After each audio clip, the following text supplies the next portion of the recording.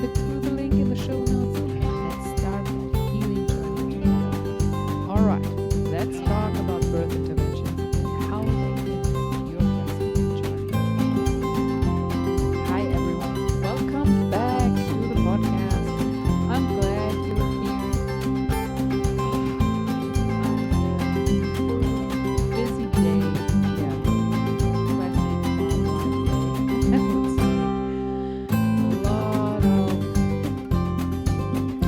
of things to navigate.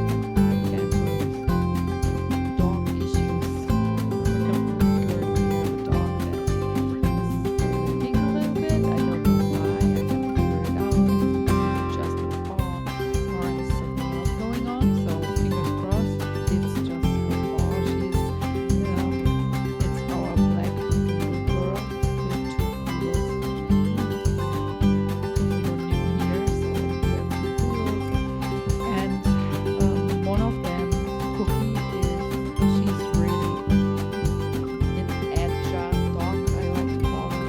She loves to catch balls, and she's running so fast. Sometimes she's sliding over our gravel, and that hurts her paws. And so this time, I hope again it is just her paw and not something else is going on. Fingers crossed. And let's see if this clears up in the next couple of days. I just, mm, I made, I have some homemade cream.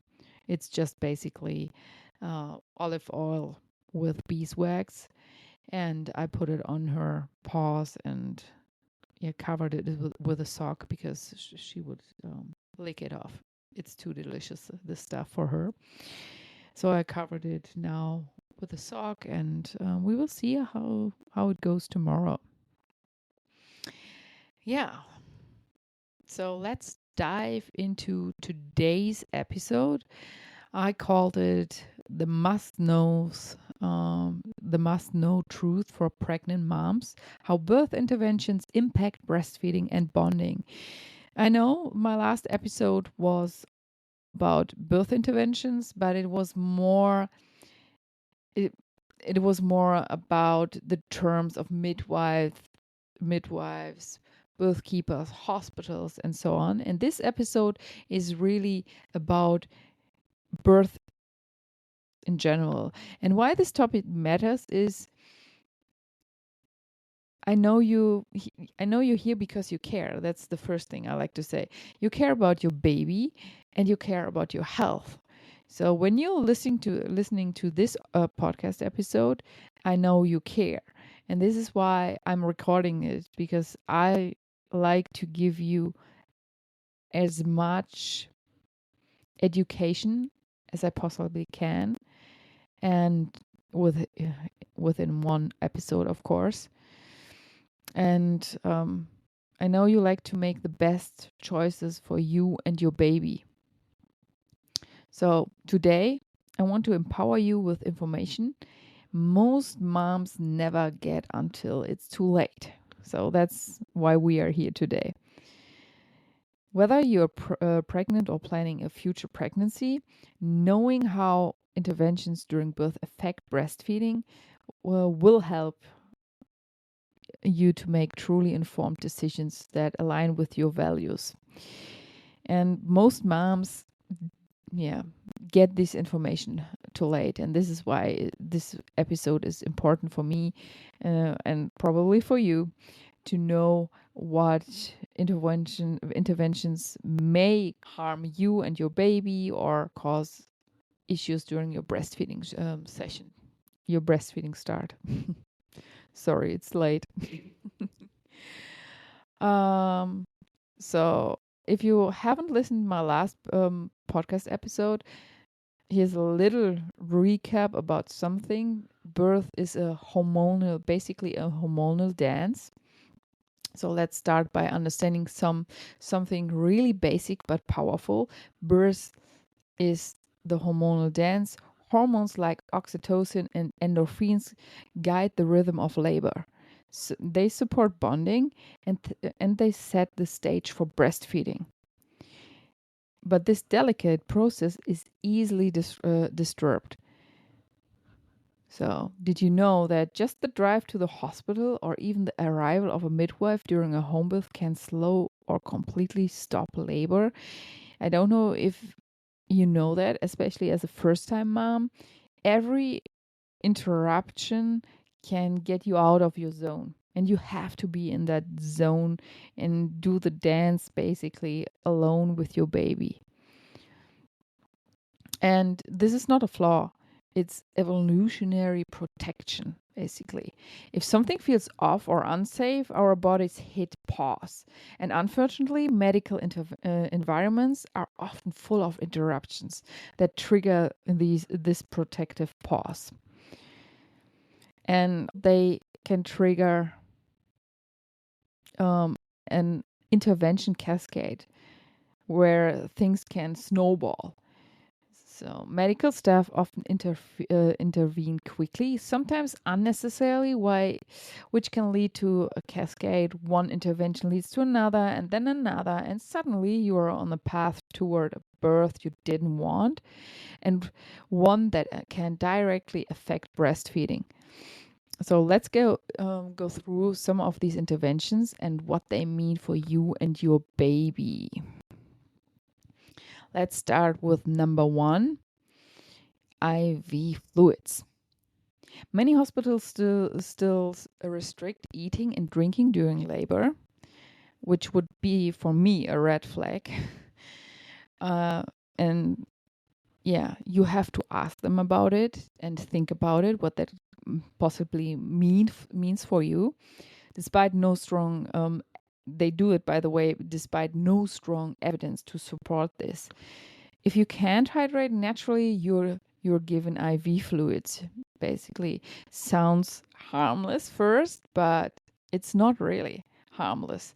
Excess of IV fluids can cause swelling in your breast and nipples, making latching harder and more painful. And this can increase the risk of sore nipples, poor milk transfer, and early breastfeeding challenges. And you have to keep in mind that these IV fluids, any kind of fluids during birth, will get to your baby. So it's not only about you. When your baby is born, your baby got also these fluids, and if they weigh your baby right after you gave birth, your baby is probably heavier than than it would be without these fluids. So if you got any fluids during birth, you should wait 24 hours until your baby gets weighed, because then you have the real birth weight, and you have your set point for anything else what follows. Because if your baby is not gaining properly weight or is losing too much weight, the hospital staff will often tell you to get some formula because your breast milk is not enough, which is of course a lie, and it's not right. But you see how important it is. The weight of your baby is important for the hospital, and I know for many new moms it's important. So keep that in mind. If you get fluids during birth, they can cause issues, and the baby weight is off. So let's talk about the second point, induction medications. So labor induction is often stressful for both mother and baby.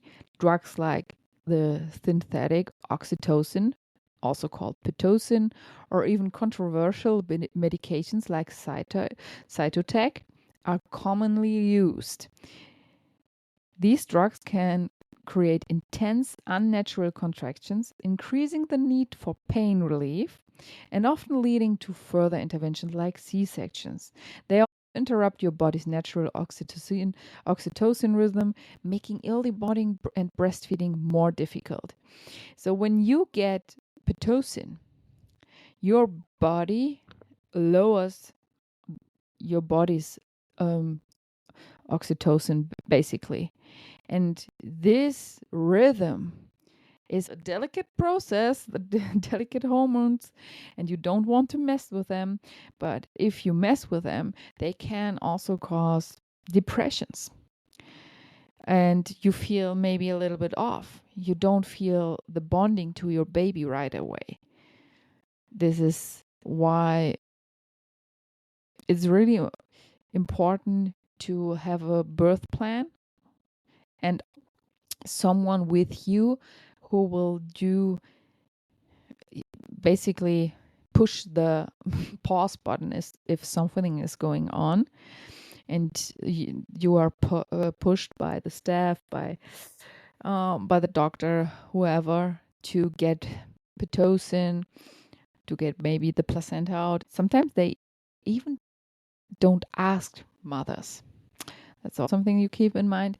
And you need someone who is closely watching what's happening and will interfere if something feels off. Yeah, I think that's everything I like to say to number 2. So let's move on to number 3. Pain medication and epidurals. Pain relief sounds oftentimes like a blessing, right? For many moms, it's like, oh yes, I got an epidural and it's awesome. But most pain meds used in labor, think fentanyl, morphine, or epidurals, cross the placenta and affect your baby, which is kind of insane when you think about it. At least for me, it is insane that you get something like fentanyl, morphine, really hard drugs, and your baby gets them too. Think about it. Maybe you're worrying about caffeine or about alcohol during your breastfeeding time. But most moms don't think about the medications they get during labor, and that their baby is also affected by them. So these medications, they can lead to sleeplessness, as to not sleeplessness, to sleepiness, poor muscle tone, and a weak suck reflex in your baby. These babies are often separated for monitoring, which delays breastfeeding and makes latching even harder. Like I've mentioned, the golden hour right after giving birth is really important to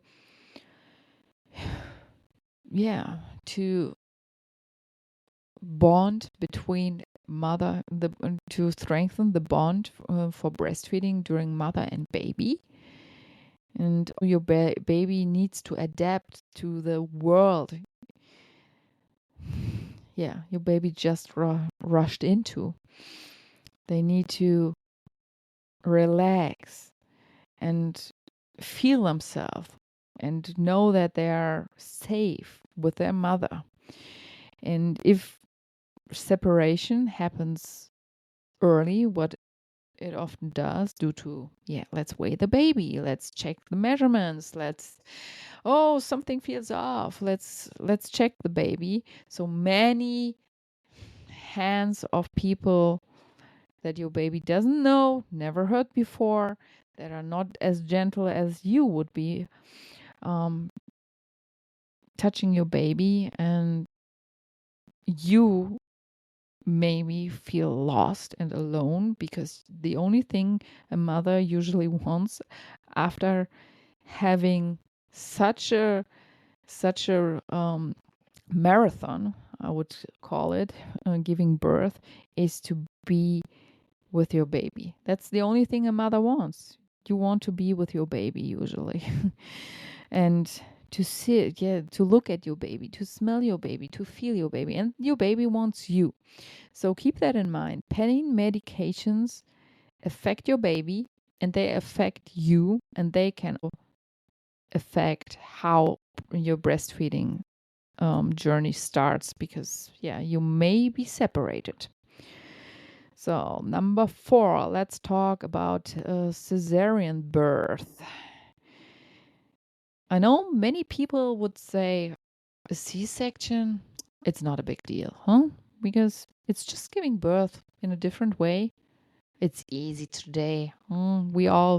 It's just, a routine procedure. I don't think that's how you should see a C-section. A C-section is a major surgery. And while it's maybe sometimes truly necessary, it's often overused, especially for reasons like time, money, or fear. Some of my family members actually told me she had a cesarean after 16 hours, first time mom, 16 hours of laboring, which is not unusual. But for her, of course, it feels like an eternity. But she told me 16 hours and then she was done. She couldn't do it anymore. And the doctors told her that her hips are too small and her baby cannot go through the birth canal, basically. And that's oftentimes a lie that they will tell mothers. Do you really think the baby that has grown in your belly won't won't get through your birth canal? You should look it up. That's really a lie they often tell you because they have to justify what they are doing. And I think this mother was overwhelmed by the whole birth process and she was not supported right. That's at least what I think about it. And her mother had, by the way, 2 cesareans, so it was in her mind, that this baby is maybe too big. And in the end, she got what she thought she would get. So 16 hours are not a long time for a first time mom. I had over 32 or 36 hours. I don't know even, but it was over 30 hours for sure. I have to look up the timestamp of my of my chats that I had with my birth keeper. But it was over 30 hours for sure. And it's not uncommon. Yes, but for a hospital, 16 hours that's a long time. And they don't get paid by the hour. They get paid by the birth. And C-sections bring more money. So a C-section birth affects your hormonal flow. It reduces your oxytocin levels and often delays the first breastfeed. And studies have shown babies born by a cesarean are less likely to breastfeed exclusively and for as long as vaginally born babies. And not to mention the physical recovery for mom and increased reliance on medications. And your baby is missing out really important vaginal and gut bacteria from the mom. So that's also what baby is missing out. And it's also missing out, how should I put this? For your baby, it's important to go through the birth canal. It is really the first thing that mother and baby do together. And then at the end, the baby is born, the baby comes earthside, and the mother reborn. She becomes a mother. And anytime you birth a baby, you become a mother. Something major changes will happen to your brain, to your body, and of course to your whole family. And it needs this It needs this special flow and birth process to get to this point. C-section. So I saw a video of a C-section. Of course, only the parents. But for me at least, it was totally disturbing. So keep in mind, so far I have just one child, and I had a beautiful free birth. So it was undisturbed. It was for us perfect. And this mother on the other side had also first time mom C-section, and they took a video of it, not about, of course, of the surgery, but of the moment the baby got out, and the way the baby was crying was disturbing to me. For them, it was like, oh, such a huge relief. The baby's crying. Crying means it's alive. But this baby had a high pitched cry, which indicates it was full of stress, and it felt that something was wrong. So when I saw this video, I cried. Actually, I cried because for me it was hard to watch it, and I know these a lot of women have C-sections, and I don't blame you, because it's not about that you failed your baby. The system fails you. The system tricks you into it, and the system makes you believe that there's no way around it. And this is why it's important to educate yourself, like I've mentioned in all my I think in all my episodes so far. Education is key. If you are able to understand what can happen during birth, and it's not about only the birth process for you, it's about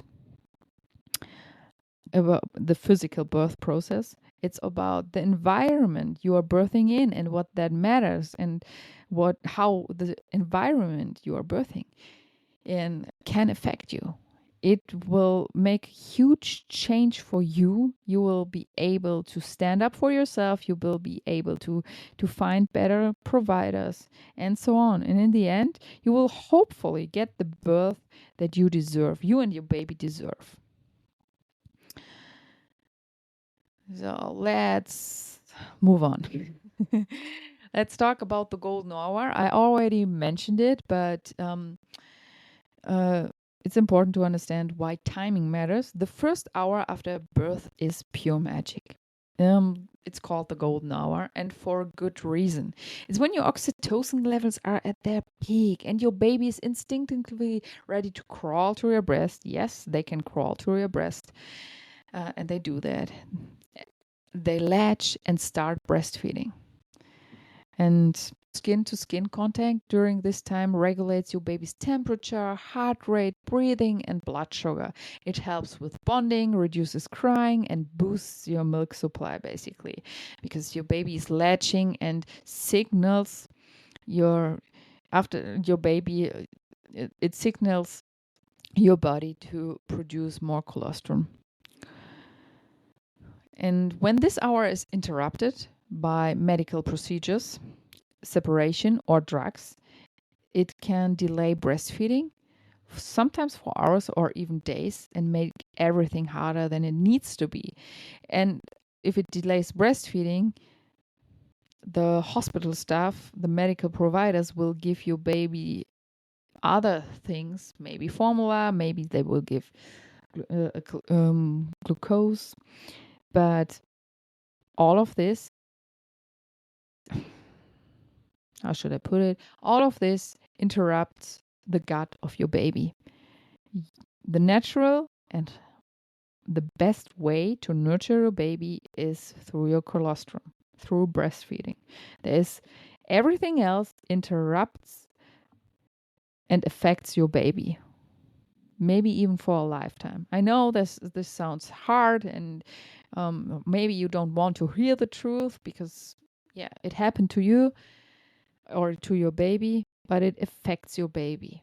That doesn't mean that you can't,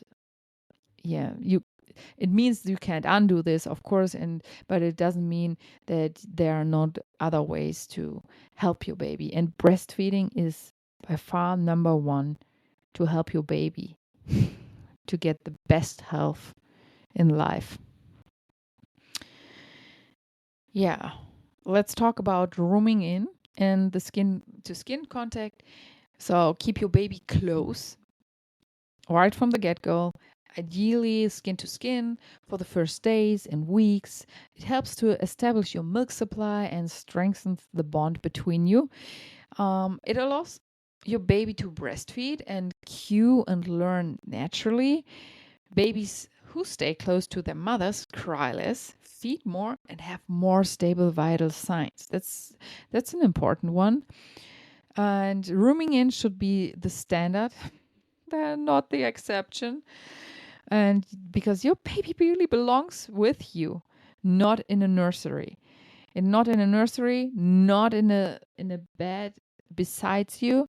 It belongs on your chest. That's where your baby belongs. Think about it. Your baby was in your belly. Your baby only knows you and the softness of your belly. And then it gets into this cold, for the baby, of course, it's cold. It was surrounded by warm fluids all the time. And then your baby gets into this world and it's cold, harsh, and it's separated from you. Makes no sense at all. So keep your baby on your chest. And don't let anyone interfere with that. So let's talk about what you can do to protect your birth and breastfeeding. I know it's a lot, but knowledge, again, is power. Here's what you can do. I've mentioned it before. Educate yourself. Learn about physiological birth and breastfeeding. Listen to birth stories. Read books. Join communities that support you. Create, for sure, a birth plan. Include your preferences about skin to skin, delayed cord clamping. And I'm talking not about 5 minutes delayed cord clamping. Cord clamping is also is something you should have in mind because the blood in the cord belongs to your baby. And the placenta is pushing this blood into your baby. And it is different. For some it's 10 minutes, for some it's 20 minutes, but you should wait to clamp the cord. The medical staff should wait to clamp the cord until the cord is really wide and not pulsing anymore. So for your birth plan, include no unnecessary separation and, of course, breastfeeding support, because even if you educate yourself, it can sometimes be challenging. If you have to handle your baby the first time, everything is new, and it's really helpful if you have the right support.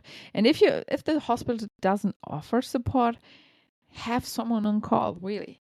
For example, I do virtual consultations. And I do that because you can do it anywhere. You can do it anywhere. You can lay in your bed and we can figure it out together, for example. So another thing is you should choose your birth team wisely. Surround yourself with people who respect your wishes. For example, can be your partner, of course, can be your mom, can be but a birth keeper could be helpful, a doula, or or someone that respects your wishes, a good friend. And they all should be able to advocate for your wishes. Ask questions. Every intervention should come with informed consent. Ask, or your birth partner should ask, is this necessary? What are the alternatives? How does this affect breastfeeding? If you don't ask, they sometimes, like I've mentioned with Pitocin, they just inject it and you don't feel, you think what's going on, and then it's too late already. And know your rights. You have the right to say no. It's your body. Or you can ask for more time. You can ask for more support. And don't forget, birth and breastfeeding are a journey. So even if it's not perfect, you still have options, and you can still get support that will help you to get back to fully breastfeeding. Another one for me that's important is if you know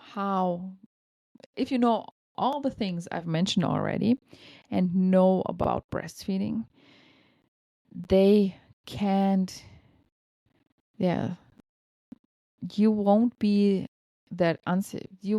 insecure easily.